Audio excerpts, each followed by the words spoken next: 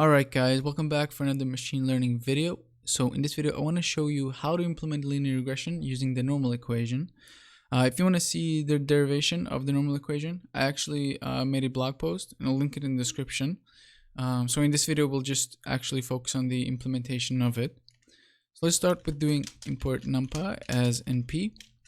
Then we're gonna let x be, so just quickly show, like I'm gonna go through the shapes of the data. So let x be shape training examples comma features. Then we're gonna let y be shape training examples comma 1, and so the output w will be shape, so sort of the weights, right, will be features comma 1.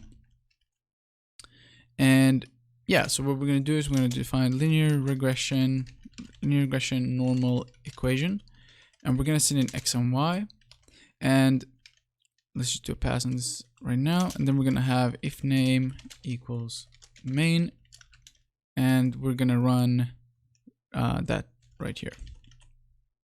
But so first thing we want to do is we're going to add a vector of ones for the bias term.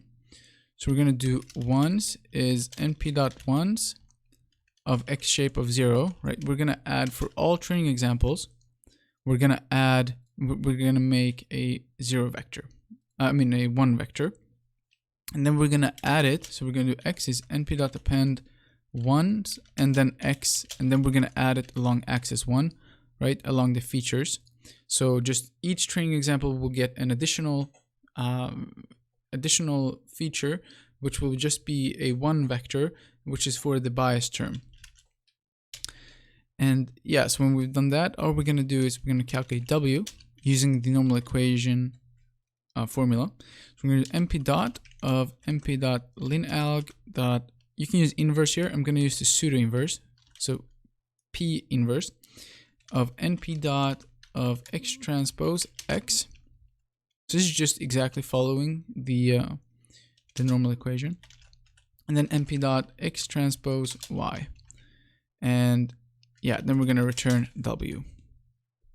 And then we could do like x is let's do np dot array, and then let's do just a simple data. So we're going to have, let's see here, a single array, and let's do 0 1 2 for x values. Let's do y values. Let's say np.array, let's say -1 0 1, right? So the intercept value of this, if we made a straight line, would be -1, and then the slope of this would be 1, since for each increase of x we're increasing y 1.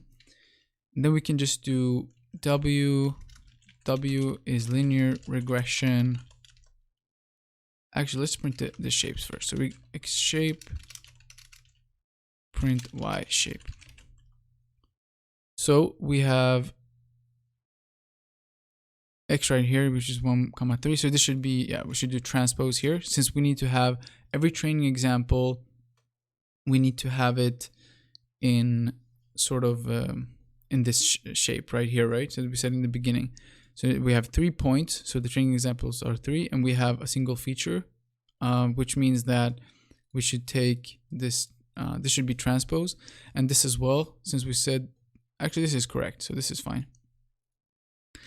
And then let's do linear regression normal equation x, y, and let's print what we get. So -1 1, which is sort of what we expect, right? If we have this, we expect a intercept value of -1, and then the slope is 1. So that's just a quick check that it works. We could also do something more, I guess, general. We could do like np.random.rand. Say we have, I don't know, 5,000 points, and let's say we have, again, in the xy plane, and then we have y1 to be, let's say, 5 times x, and then plus some random noise, let's say. Let's do 5,000 comma 1, and then just times it by 0.1 or something. So we have the slope, and then we have some random noise. And then we can just do W1 linear regression normal equation x1 y1. And then we can do, yeah, I guess print w1 dot shape or something like that. And all right, so yeah, this should not be, it should be x1. Yeah, and then we get the shape of it. So this is just values in the xy plane, right? So we should have the intercept value and then the slope. So if we print w1, we should get something that is approximately 5 in the slope, right? Yeah, so we get, this is the intercept value and this is the slope. All right, hope that video was useful for you. Thank you so much for watching the video, and I hope to see you in the next one.